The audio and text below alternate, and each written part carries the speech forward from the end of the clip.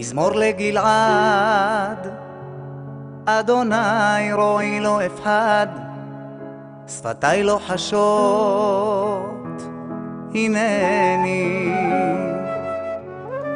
רחוק מאבי ואמי, אליך אקרא מקימי, מבור אסורים השיבני.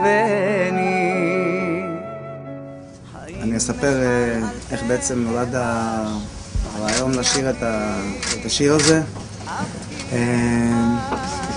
יושבת ראש הכנסת דליה איציק פנתה למנהל האישי שלי מוטי גמיש והציעה שאני אקליט שיר לגלעד. אני כמובן מיד הרמתי את הכפפה, פניתי ליוסי גיספן. יוסי גיספן העביר אליי את הטקסט המרגש הזה. אני בפעם הראשונה בקריירה הארוכה שלי עשיתי לחן לשיר הזה,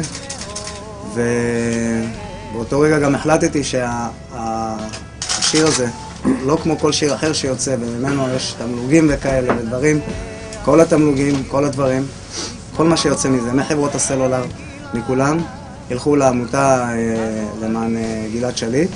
אנחנו נרתמנו לזה, אני מבחינתי אחד השירים המרגשים שעשיתי בחיים שלי, וכל העניין הוא בעצם להחזיר את גלעד הביתה.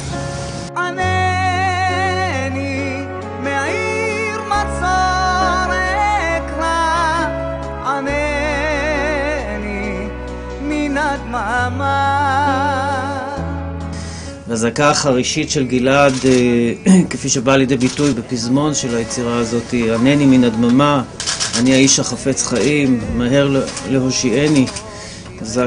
הזעקה הזאת מופנית לאלה ששלחו אותו, גם כמובן לאלוהים, אבל גם לאלה ששלחו את גלעד למשימה, ועד היום בעצם לצערנו לא ענו לקריאתו ולזעקתו. אנחנו מאמינים שתפילות הן חשובות ומרגשות, אבל צריך לזכור גם שהשבתו של גלעד הביתה לאחר כל כך הרבה ימים, חודשים ושנים היא בידי אדם, ובמקרה הזה בידי ראש הממשלה, מר בנימין נתניהו. ההחלטה וההכרעה היא בראש ובראשונה בידיו.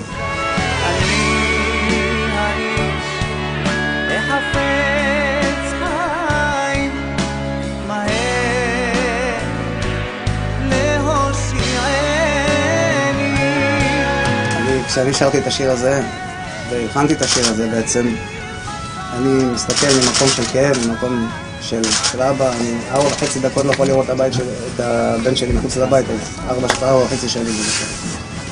אז אני לא יודע, אני לא מסתכל על תפס, אתה יודע, בערך שאתה רוצה שיר, אתה אומר אוקיי, זה יהיה להיט. אני לא מחפש שהשיר הזה יהיה להיט, אני מחפש שהשיר הזה יעשה משהו, יגרום לעוד אומנים בעולם, לאנשים בכלל, לעובדים בעולם, להבין שצריכים לעזור את הילד הזה עליי.